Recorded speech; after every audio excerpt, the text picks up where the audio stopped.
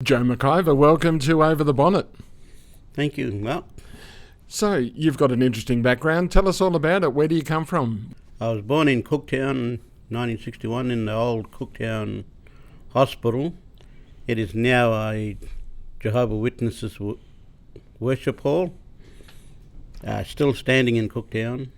A lot of locals born in that old hospital. What are your recollections of those early days?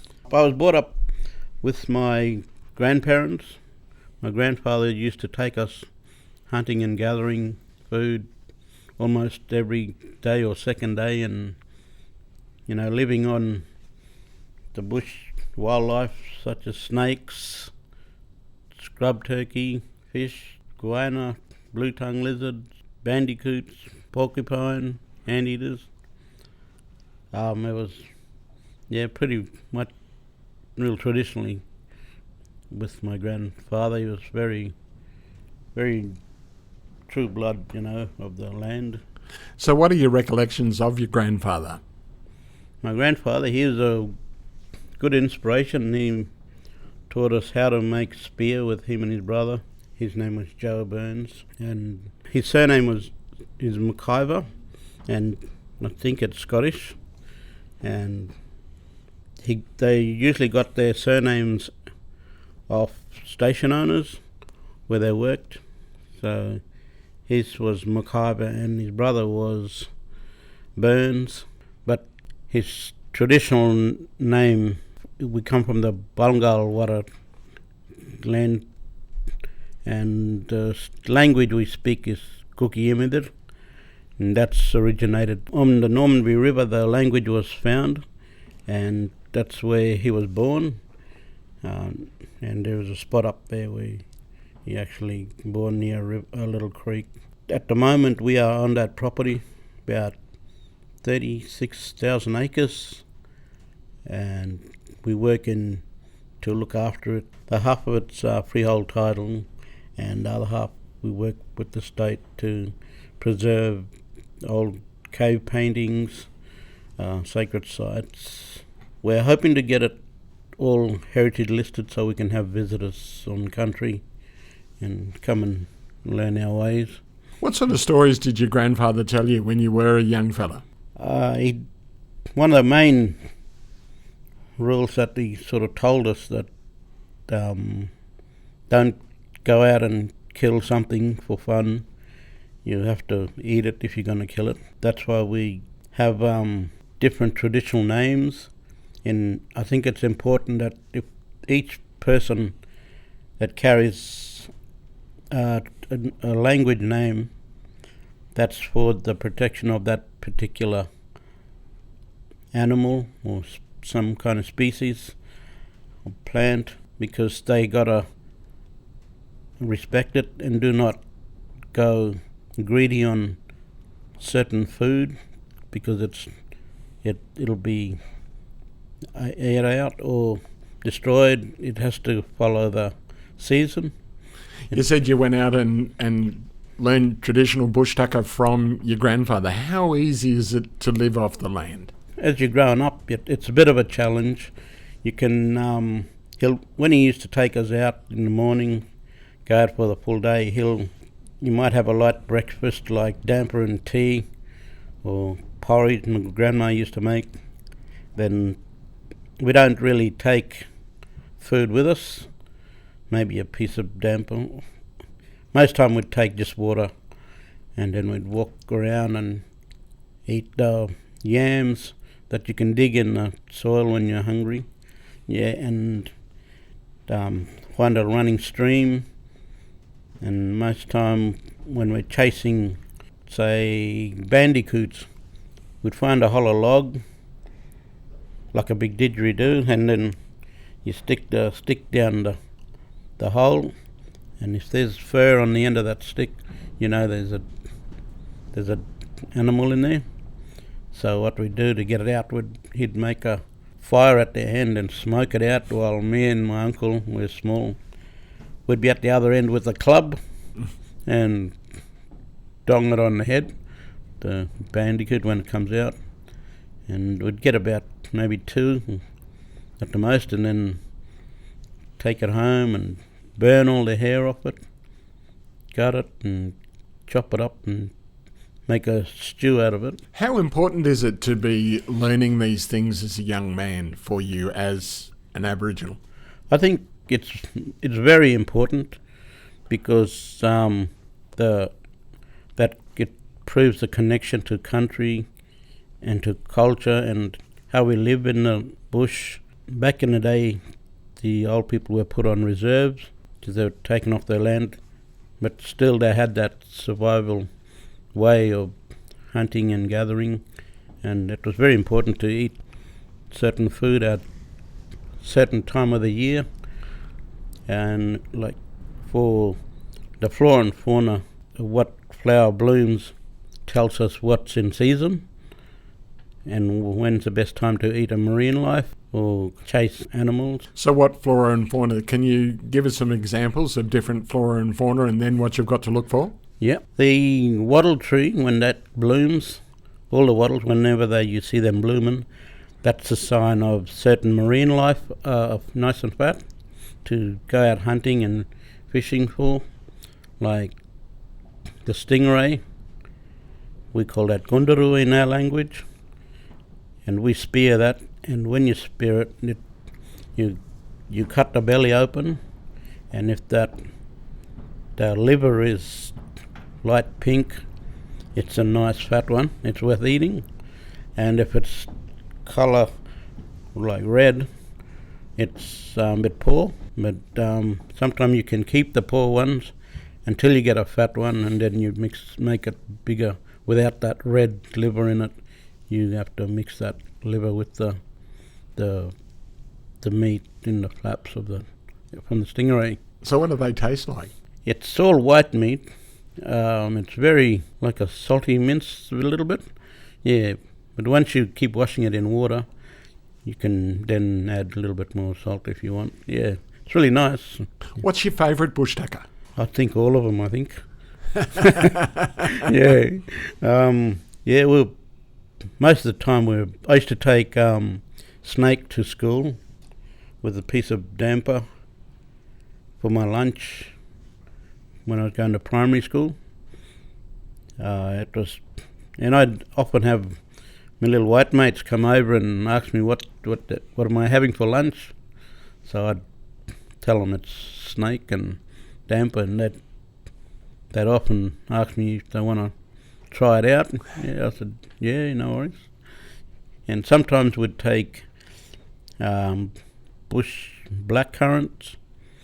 We call it nirpun in our language, and it's very, very high in protein, very nice, vitamin C. Young fellas were coming up to you and young white fellas were asking about the food you're eating. What did they think of it? I think they found it very nice, because it wasn't the first time they've come up to me. They've come up 2-3 times in a week while I was going to school, and because I always took food to lunch and wherever I go, and they were also good mates too, the non-Indigenous people. Yeah, they were really respectful of the way how we lived. Was it good for them to see that you were really living in a traditional sense? Yes, it was very good, and most of them turned out to be one of my best mates, and all of them, and they respected that, and they basically we'd hung out during the school every day and sharing campovers and spending a bit of time with each other, telling stories. I found them very, very friendly. Yeah. Now we've got to get back to the snake. What does snake taste like? Snake, oh yeah. The one that we eat is the python, and we call that in our language monguru. Monguru tastes like chicken. Yeah. Not as bad as KFC, but it's nice. Yeah. How did you cook it? How do you prepare these things? Last time we cooked one real big one with my grandfather. He got the snake, gutted it, and with the skin and all, he put it in a coil on a ground oven, cooked it on the coals, and then covered it with the coals again, and just left it there for probably a couple of hours maybe, till it was pretty much nice and cooked. So once it was cooked, he pulled it out, and we'd just pick at it all day long. Yeah. Yeah. Do you eat the skin? No, but probably could if it was all well done. Wouldn't matter because it was a little bit of charcoal. But a bit of charcoal's good for you, I think. Yeah. And the bandicoot? Bandicoot, we burn the hair off. It's the same way like flying fox. We call it flying fox gambi. Burn the hair off, cut all the wings, head and feet off, and then gut it. Then for the old people, we'd smash that flying fox, that gambi, smash it up into with a mincer, those hammer, and tenderize it a bit. Then we put it into a stew and boil it for our old people, for our elders, and because that is a sort of like a medicine in itself. And what does it do? It's good for people with bronchial problems, even though they might be allergic to pollens and things. But you have this, it's nothing fat on it, it's pretty lean meat, and you can mix up with any kind of vegetable you like, and you boil it, and then the meat will go all soft, falling off the bones and vegetable, and it's good for people with bronchial problems, especially old people. It's easier for them to consume. What about medicines that you are taking as far as traditional medicines? Do you have much knowledge on that? Oh, a little bit. Some the old green ant we get up there. I haven't seen any down here, but I've been keeping an eye out. Up there, they're plentiful. With that keeps away the old common flu and cold that we get up around the place now and then. You get the nest in a big bulb-like thing, and then you break it off the tree. You'll get bitten a few hundred times. Yeah, it's not them biting; it's the acid that burns in your skin. That's the high content of vitamins C, and then the acid. You squeeze all that into the bowl, a little bit of water. You can chuck a little bit of salt in it, and squeeze it. And there's the eggs of the larvae there, whatever they call it, and of that green ant. Squeeze it, and it comes out in a milky, like juicy thing. And you sip on that, and it makes you sweat a bit, but it's good for you, cleans your inside out. Yeah, takes away the phlegms. Okay, you're also talking about the wattle. That's one of the blooms that you look for, and that's when the stingray are generally around. What other blooms do you look for when you're out hunting? There's the mullet. Mullet is another one that also we know, I think from March or April all the way to Christmas time, that's when the season for mullets are running, because that's when they're at their best and coming upstream to lay their eggs. That's also a sign from with the wattle that lets us know when that's running. Even for little yams, when you're looking for them, there's a certain colour little flower that you got to have a very sharp eye and know what you're looking for. And when you spot that little flower, that yam is only probably maybe 5-10 centimetres in the ground. It's only a little round one, but it's very tasty. Yeah. How many do you need to have a good feed? You could get up to 10 each. Yeah, it depends how much you find. Yeah, to satisfy you. I think the Aboriginal name we call it was Kayalala. Is the name for it. The that little yam. So what other blossoms are you looking for to work out what you're going to go and hunt for? The other yam, that it's like a potato, but this yam is very big, the one we get in the rainforest, and that can go, about a metre in the ground. It's same like a potato in it's got a big heart leaf. When that leaf goes brown, we know that yam is ready to be dug. So we've got to takes a few ladies and kids to dig it. Yeah, it's worth it though. Are these something that you plant, or you just find them? No, they're just there all the time. They you can plant them, but where we know where they are, there's lots of them. Yeah, mostly on riverbanks are nice, where there's fresh water and soil is a bit softer to dig. Because you don't mind a bit of fishing. You're talking about the river. You don't mind a bit of fishing, do you? No, I love fishing.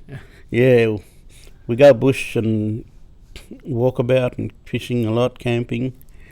My favourite fish is eating is mangrove jacks, and barra, and the freshwater crayfish, we call that yelngur. Barramundi, we say murabal, very tasty. We're on the Normanby River up north, and it's one of the main rivers up there, and it gets pretty flooded in the wet season. Yeah, so we got to isolate ourselves from that, come into town, because you can't, the river comes up quick. What did your teachers think about you taking Snake to school? I don't tell them about it. They probably get the goosebumps or something, I reckon. Yeah, that's nice. So I enjoyed doing a lot of artwork at school. That's basically one of the subjects I really liked spending time in.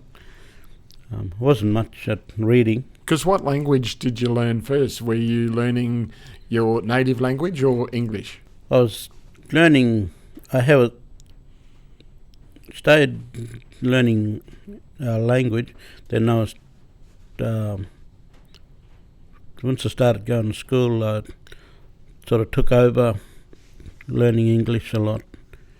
And because we were on a reserve in a town, you speak a lot of English, but we're still learning and still maintaining our local language. The language they speak right now is Cook-Yimithirr language, and it stretches from the Normanby River to the Law River, east side of Law River, which is a pretty big area, and we got family out that way too. Do you miss it when you're not there? Yeah. It's sometimes I'd like to be out in the bush, doing ranger work with my cousins and brothers and family. We'd go out and GPS sacred sites, like my uncle used to go up and they'd find GPS maybe a cliff, and then they'd send that GPS to the rangers, and the rangers got to go to that spot and take recordings, what the environment like, old mittens where they sat around cooking food, the recording of the painting and the galleries the old people have done. Yeah, we haven't carbon dated them yet, but we'd love to find out. It's just interesting, though. I find it fascinating that you're using modern technology with ancient technology. Yeah. We get that from with the help of the state government to help, but we need the TOs, to traditional owners, to go and walk on country. Yeah, it's usually some of us do our little warming ceremony, and then we go walk about, just to let the old people know that we're here to support them, help the let them know that we from the country too. Yeah, it's very unique country where we are. It's sort of like a Gulf Savannah sandstone country, and there's a lot of springs. At the moment, we try and control pigs from going in, rubbing their self up against the paintings, and Are they doing much damage? they do. We try and put a fence around the caves. Are there many sacred sites up there? Yes, there's heaps. Can you talk us through a couple of them? Yeah, there's one there called the Big Yellow Man, and there's one's. It's about the size of this here, really long. Yeah, but they can be high as this too, high up to the roof, I think. And once you go into these particular areas, makes your hair stand up, make you feel that the spirits are there. You're like they're actually there when you go to these spots first time and looking and studying it, because you need more than a day to study all these old paintings of barramundi, crocodiles, ships, white figures, Chinese figures. Okay. From the gold rush days. My grandfather, Goanji, he was telling me one day he used to, he'd eaten Chinese people. Really? Yeah, back in the day.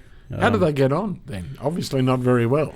Well, I hear from stories when they stole them from when they were panning, they'd steal them and take them to their caves, and to stop them from running away, they'd tie a rope around them and break one of their legs so they can't run. So when they get hungry, when he gets hungry, he'll consume them on the spot. And What was your reaction when you heard that from your grandfather? I thought he was joking, but no, it was real. Yeah, so I said, oh, okay, yeah. He thought it was another source of food, I'd say, yeah. But I think that I don't know what year it was though, but that was his last feast. There's plenty of food up that way, especially seafood. Like we get them oysters and mussels. We say tuanga for mussel and maraku for oysters. Turkey, we say diwan. The season for the turkey delays when the story is when the lightning comes, the first storm, that tells us that they're starting to lay. They're laying their eggs, so we go out and raid their nests, and dig how many we need. That's all, and then we don't take the whole lot. And just till we get a feed, and that's it. Yeah, they're pretty rich. You know, scrub turkey egg. Yeah, we say gundil for egg. It's pretty rich. Yeah, you'd make a nice big scramble if you got a couple. What's your favourite story your grandfather told you? Do you have one? I knew he used to like burning off. Even when we had the Aboriginal Reserve, and there was all these big guinea grass everywhere.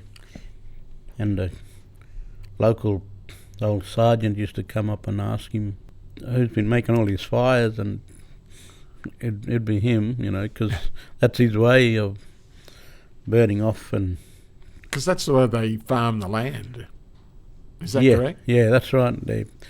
They kept the grass down, burned off all the fuel in the range of way we say fuel, because there's a lot of debris on the drive debris. Because there is a lot of talk about whether we should burn off and whether we shouldn't burn off. What do you think about it with the greenies versus the farmers that are always talking, and people that are trying to stop the fires, or other people are trying to get the burning to happen? What do you think? I think it's up home. We're lucky to have it. We do it not every time, but when there's a lot of debris building up and that fuel, it can get carried away. But most time we burn off. We just burn what we want to burn, but we only burn within our area. Otherwise, if you don't have a fire break, you can have a fire control burning go wild. So there's a fair bit of work and a fair bit of preparation before you do burn off. Yeah, true. Yep, we got with our ranger. If a fire breaks out, everyone pitches in to help out. It's different fire to how the fire they have down south. I feel sorry for them fellas. I think they should do control burning.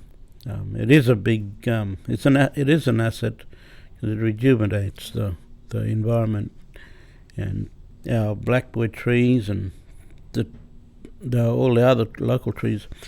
It's a good thing about it.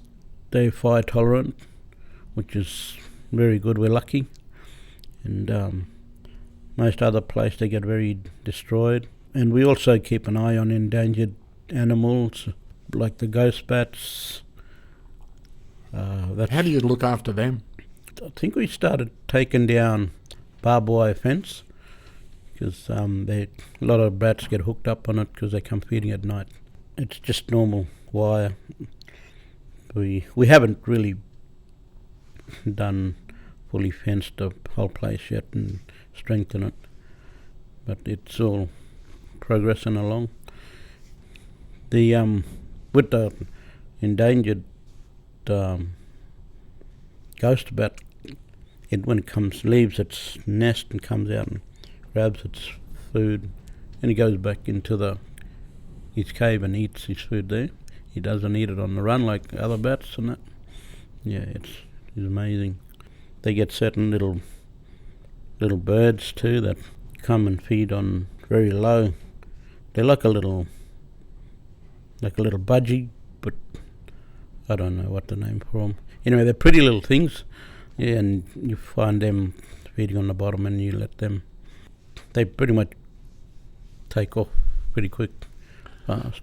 I had a friend of mine that is from that area, and he said that he likes to walk the land at night because then you can feel the land. It talks to you. Oh, yep. How do you talk to the land and how do you experience it? Well, I listen to the wind, listen to how the wind tells us when the tide is going out and when the tide is turning. Okay, so how do you know that? What do you read? You'll see that once the wind starts a bit of huffing, you know it's turning either to go out or in. And then when we go traditionally hunting for turtle or dugong up that way, the community got a special pass for that, and when they get a turtle, it's like a wind spirit will come up after probably 20 minutes, half an hour. It'll get rough. The water will get rough once that happens. It's amazing. Then you have to go back inshore and for safety. You talk about the wind spirit. Yeah. What's your feeling when that happens? It's probably saying that you got enough to eat, go back and share it with your family, because one of those can feed 5 to 6 houses. Not eating it all day, just in proportions. Yeah, which is good. That's why when we have traditional name, like someone might have a snake as a totem, or a flying fox as a totem, or a barra as a totem. Those people with those totems can't eat that particular animal. Well, yours is obviously not snake. Yeah, yeah. That's it. What's your totem? Bullfrog. Goanji means bullfrog. It's about this frog. He's buried himself into the sand, and he'll stay there till till the rain comes, and when the rain starts spitting on the ground, he'll feel it, and then when it starts softening up a bit, he'll come out of the ground, and that's when he believes his spirit gets strong, and that's when he goes out and feeds and hunts, and then when it's all over, I don't know where he goes back to the ground then. So when you see one, what do you experience? Is it something special for you? Is it magical? It sort of reminds me of that totem when I see one. Yeah, it's like he won't stay on the surface for long. Yeah, he'll just go out and eat his little insects and hunting like most of us. My grandfather, he made his brother Goanji, his name, he made a spear for me one time, and it was pretty deadly spear. So he told me don't go spearing little skinks or other types of lizards with it. Back in the day, we used to walk around with bow and arrows, and we didn't. They kept growling us, the old people, do not go and spear lizards and that. So he made me one of the spears. So I took it down the beach and saw this fish and threw the spear, and it was a big pumpkin head trevally, probably about 50 pound. So got him, yeah, and lucky my other mate was there. He threw his spear into it, and we got him and took it home. And yeah, that was the first big fish I got with it. Since then I've been making my own spears, and they're like teachers, you know. They teach you a lot how to make tools, womra, spear thrower, to make the tar from the ironwood roots. We get the tar from that. So talk us through this spear making process. The tar, you have to make a fire. Once you've got the roots from the ironwood bark, and you get the roots, clean it all, wash it all the dirt off, then heat it on the fire, scrape all the bark off onto a towel, and then hold it in like a bag, crush it, and then keep putting it back on the boil, and it'll get more sappier and sappier. Once you scrape all that thing, it'll go hard after a while, and some people do it very perfectly. Yeah, they're really good. Are you still working on it? Are you getting better? I think I'm still getting there. Yeah, it's a real expert job, that one. Yeah, but it's worth it. It's like araldite or Ferope kind of style. Yeah, but it's only the one mix. Yeah. Yeah, we use it for the end down at the prong area of the spear and the tip, and end of the womra where the hook is to hook on to throw the spear. Yeah. How important was it for you to learn this tool making and traditional hunting? It was very important. If you didn't know how to make that spear or that womra or any kind of tool, it'd be you probably turn into a couch potato or something. Yeah, you have to keep it going, the way of life. A lot of people are doing it. It's in their blood. It's their strength. It's the sense of belonging, like their language, that needs to be taught to younger generation. It's an interesting thing, though. I remember the first time I went back to Holland, where my family comes from. I'd never been there, but it was, wow, groundbreaking. I just felt at home. I nearly didn't come back. How do you relate to your connection with your land? I think the temperature and the language and the family and the food and that way of life is the magnet of it, I think. I couldn't go to... I'd like to visit New Zealand, but I couldn't live there. A bit too cool for me, I think. Yeah. Do you like to travel? Yeah, I'd like to travel, yeah. That place, we'd never seen ice apart from in the freezer and that. Snow, yeah. Let alone Australia. I haven't been... I'd like to go visit places in Australia. What about COVID? Do you worry about COVID? Not really, but I'm aware of it. Yeah, it's good to keep that awareness. Follow everyone's rules, especially when that many deceased from it in the world. I think our people should be aware of it because we're not a very, very big population in Australia. Let alone in the islands and around Australia. You were talking before about spirit and the wind spirit. It's just interesting, the wind's been pretty strong today around us. What do you think about spirit? Is it still a real big part of your life? Well, I've lived in Cooktown most of my life, and it's basically windy 8 months a year up there, and I used to go down and fish a lot just off the jetty and just come home with mostly barramundis, and we'd have barramundi for tea nearly every night. When the water's real clean, you don't get much crabs, but when it gets stirred up and muddy and that, you get a lot of nice mud crabs. But if it's clean water, it's all right for spearing, because you can see.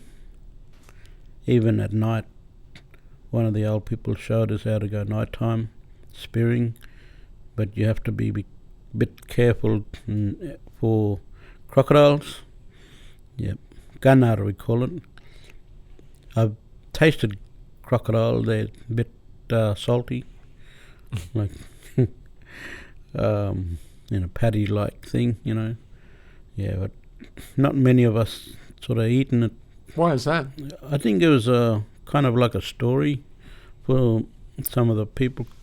People, they respected it because of its spirituality and beliefs, and it's how dangerous it can be. You said you'd take fish home, the dugong, and it'd feed 5 to 6 houses. A lot of sharing that goes on in your community. Yeah, there's a lot of sharing. We try and exercise that more often, because in our community there's going to the local butcher shop. It can be very expensive sometimes. It's very expensive meat these days. Yeah, true. And that's why we share with, like, some of our elders don't go out much, go out hunting or anything like that, but they love their little bit of fishing. So a lot of young people bring food to them, which is a good thing. Is it something that, say, the white society could learn from? Yeah, okay, yeah, I believe, yeah. Yep. What's the biggest thing that, say, the white society and culture can learn from your culture? They can learn how to make tools, how to play a didgeridoo, even make a didgeridoo. Come and study some of the old cave paintings we have. Come and study our language. Share a bit of local knowledge from our elders. Even just being around our people is very educational. To share, like, once we get all our old cave paintings heritage listed, we'd like to share it with the world, have people come from, from out of this world if they want to. Yeah, yeah, we'd like to really share it, When you go to the cave paintings and when you see them, the hair stands up. Yep. What's happening then?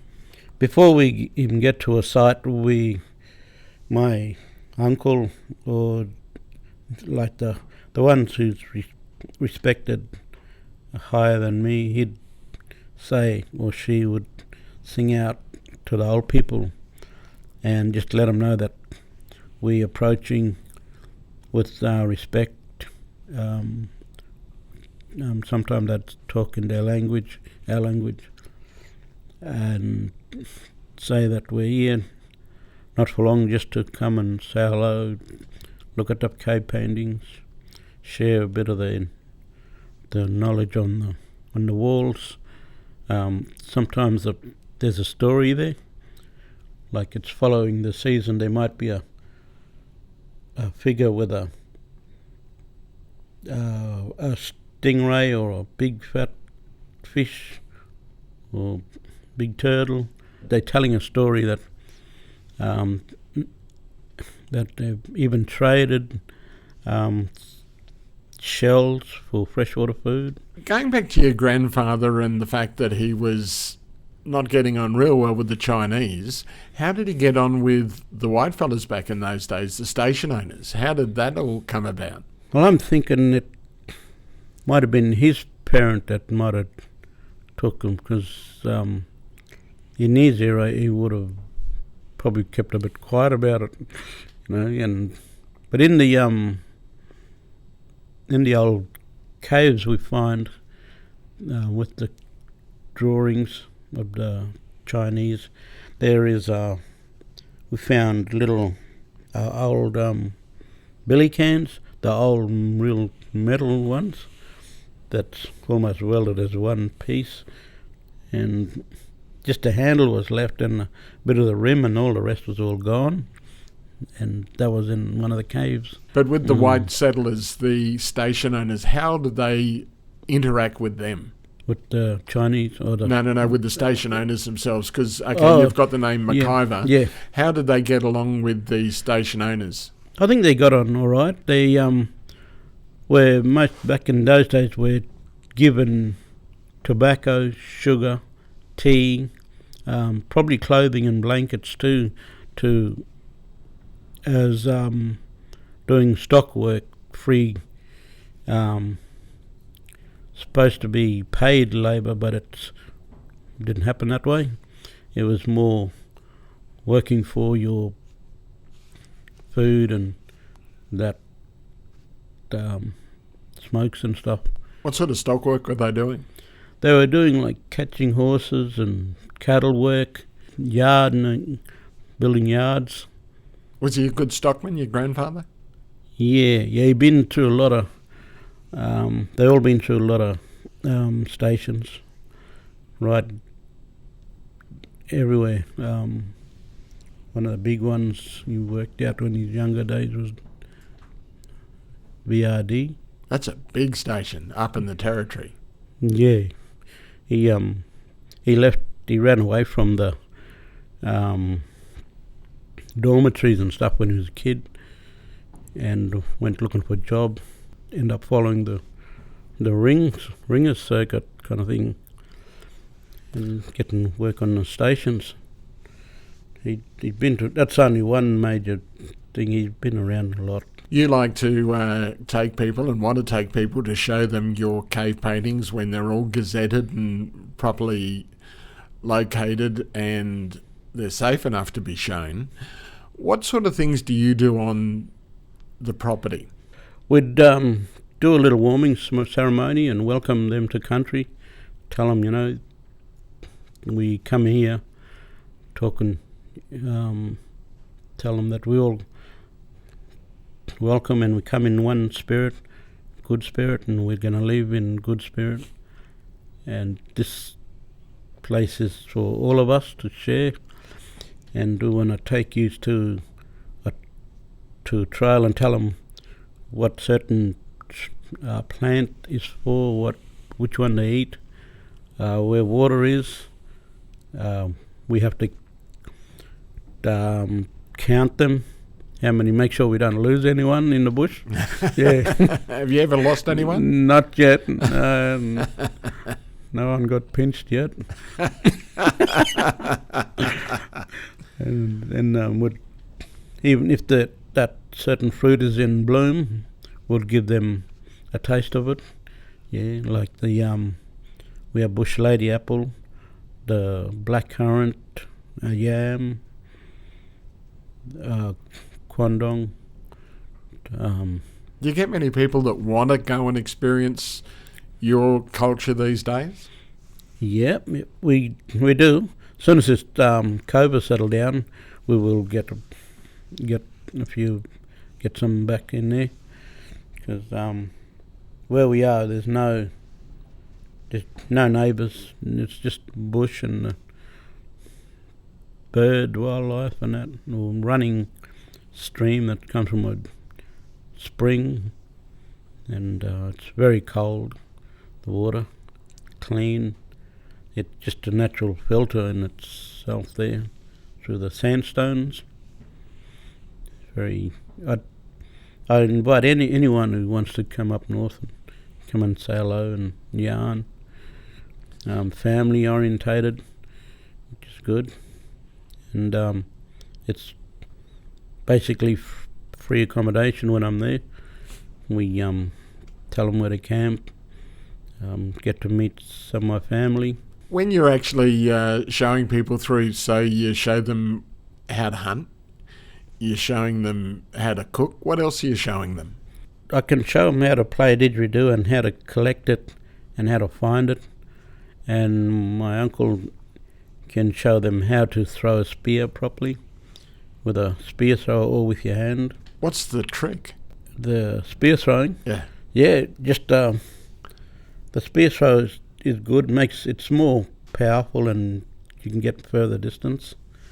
With the hand spear, it's almost like javelin. It's good sport, yeah. It's good for target. I used to practice on coconuts first. Just keep practicing on coconut, and eventually you get pretty well used to it.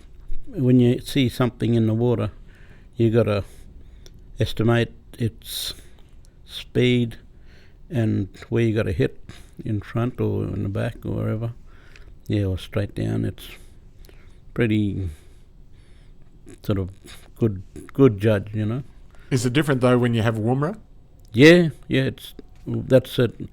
You gotta, the harder you hit it, the more swift it'll be, and I think it's a bit more accurate with the Woomera.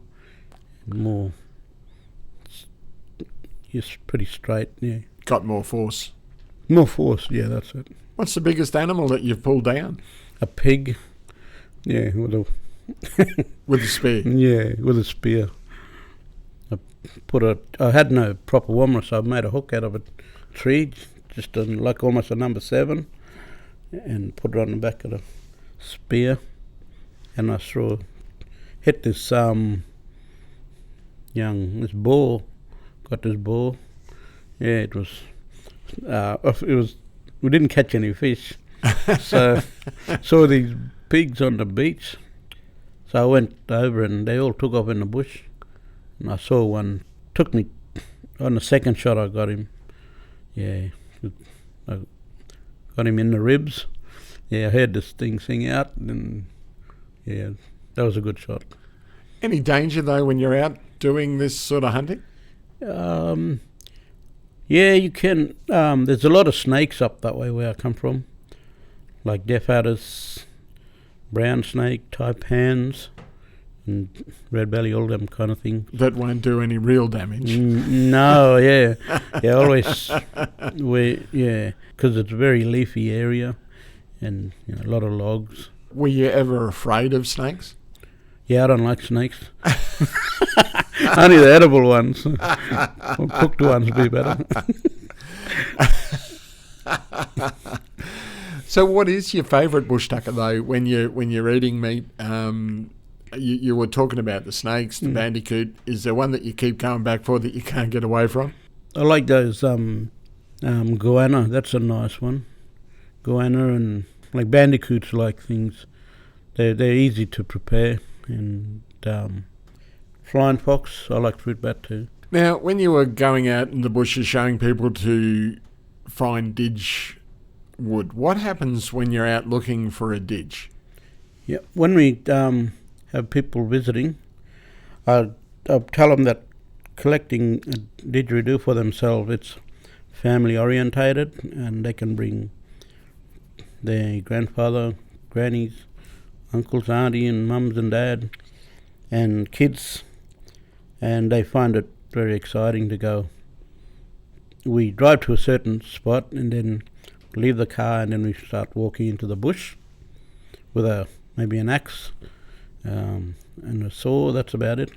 We try not to use, I try not to use chainsaws because it's a bit too much noise, and anyway, we'd go out, find this tree, and you can tell by down the bottom of the base of that tree, there's a little outlet where a lot of the stuff from the inside of the tree has been fallen out, and also there's heaps of ant nest around. That's a sign of hollow trees around, and there's didge there. If there's no ant nest around, there's hardly any didge there, so I don't sort of chop every tree and find one. And sometimes you can first cut or 2, 3, but we've found a new way of sorting. Instead of cutting the tree, we'd drill a hole, and because it's only about 3 centimetres thick or 2 centimetres, and if that drill goes in real easy after that, that's can be turned into a didgeridoo, that tree. So when you go out on one of these explorations, how many didges do you normally find? Maybe about 5, maybe half a dozen, and it depends how many family I get who wants one. And the tree we collect is grown Northern Territory in the east coast of Australia, up where we are. It's called Eucalyptus phoenicia. Scarlet gum, another name for it. Does it have a name in your language?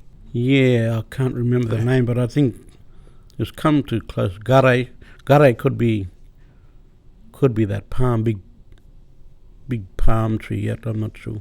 Yeah, I know it. I just can't remember it. You just see the tree and you go.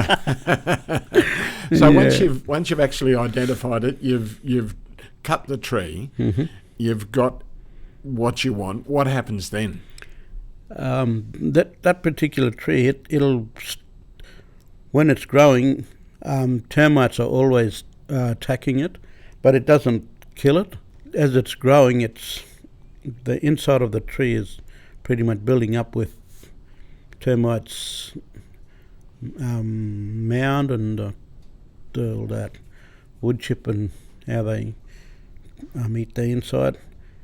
And there's trees about wide as me, and they've survived the fire, and they haven't destroyed anything. Because inside, once all the clay builds up, it hardens, but it's still, even though cyclone comes in strong wind, doesn't knock them out of the sandy floor, the fauna. Yeah, it's a very strong tree. Beautiful orangey blossom on it. What's the process when you've got to hollow it out and to finish the didge and prepare it? The hollow bit, that's done by the termites. They eat all that out, and all we do is just cut the small end of that stick, the didge, and round it off. And you can round it off or put a beeswax on top of it to suit your particular lips. You can make the mouthpiece a bit more rounder or bigger, and with the bottom end you make that bigger, so the sound come out nice when you're blowing it. If you want to learn how to play it, I teach people how to play. Try and do first I try and make them to make a sound. What's the sound that they have to make? Kind of like like that. Once you get that sound going in there, then you can make all kinds of growling sound like birds. Once it sounds different in a didge stick, and once you get making those kind of sound, you can then maybe practice the recycle breathing. It's an amazing instrument, but the circular breathing, what's the trick or what's the secret? One fellow told me if you say that name didgeridoo, that kind of helps you breathe back. And then you could also use your cheeks as the third lung. You're blowing out, you're breathing in at the same time. So squeezing your cheeks as you're breathing in. Yeah. You sort of, when you first do it, you feel like you're going to pass out, but you'll get there, yeah. We've got a didge here, which is my didge. Yep. Would you mind just grabbing it and giving us a bit of a demo and just... Yep. So point it this way. That sounds good if you just want to rest it on the desk there. Yep.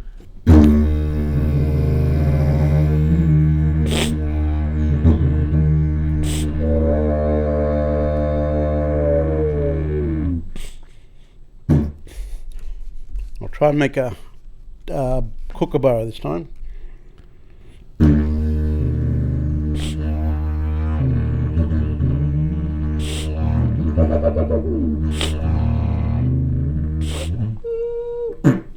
Yeah, that's amazing.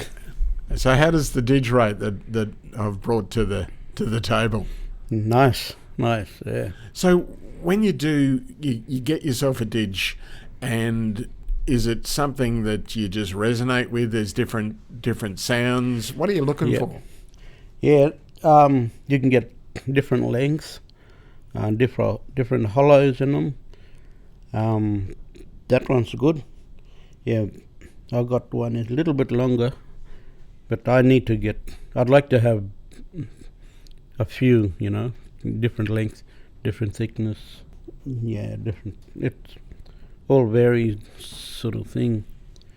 You can get bassy one, tinny ones. Yeah, you seem to tune that one up all right. So, ceremony. How important is ceremony in your life? Back in the day, it was pretty strong for younger generations to go through that. I think these days not many, well, in certain places some communities do it, and some, I don't know if they still practice things. But I think it sometimes get abused. It's just like, alcohol and drugs and that really abuses younger generations in our communities. People are not used to that. I think they should, if they're in trouble with the law or anything, that's where they should go back and be with elders, learning, being spiritual and going through customs and making themselves strong and respectful and self-respect. Do you consider yourself an elder these days? I thought I was still young. Yeah. No, I think so. Now I'm getting on now. My birthday coming up soon, so I'll be, I don't know, 25 or something. Yeah, I think it's important to have elders. Local police have called me an elder now, so yeah. So I feel good to be like that, because you get to go to school, and talk to kids about culture and survival and what to eat out there, what can you share with people. Does it feel good to pass on to others like what your grandfather passed on to you? Yeah, I reckon I think it's important for a lot of there's kids that just don't want to go down that track and learn something. Of seniors, they get either lost or disconnected or no opportunity or somehow. Like if I brought up in Sydney, I probably wouldn't have had this kind of little bit of knowledge about bush way. I think it's important, very important. Do you like the city? I'll go and visit the place, yeah. I couldn't live there, no. Too big. Cities are too big for me. I like to be around open space, few people, meeting good people. So when do you head back to North Queensland? When will you be back teaching people about your culture and your environment and your land and hunting again?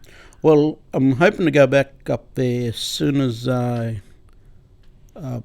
can, really. And I'm hoping to make it up to a place called Laura for the festival.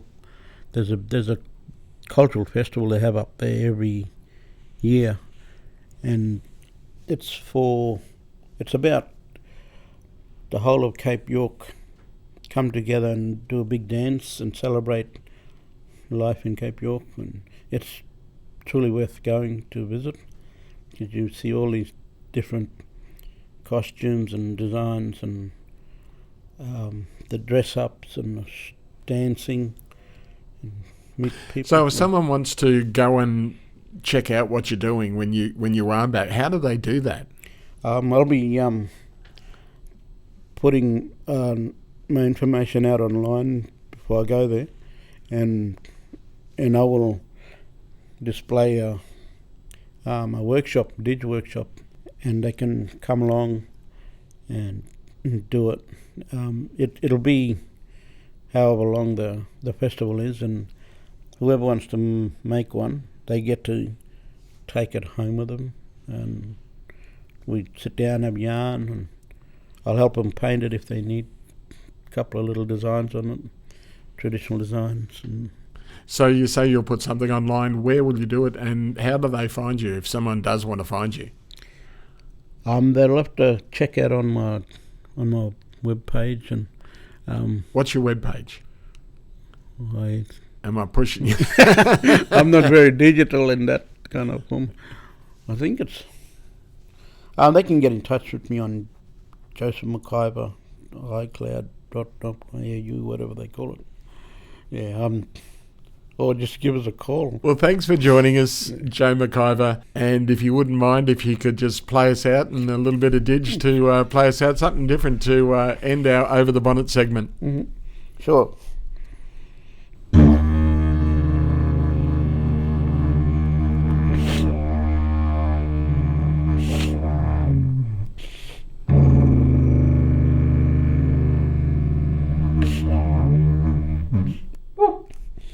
Joe McIvor, thanks for joining us over the bonnet. Thank you.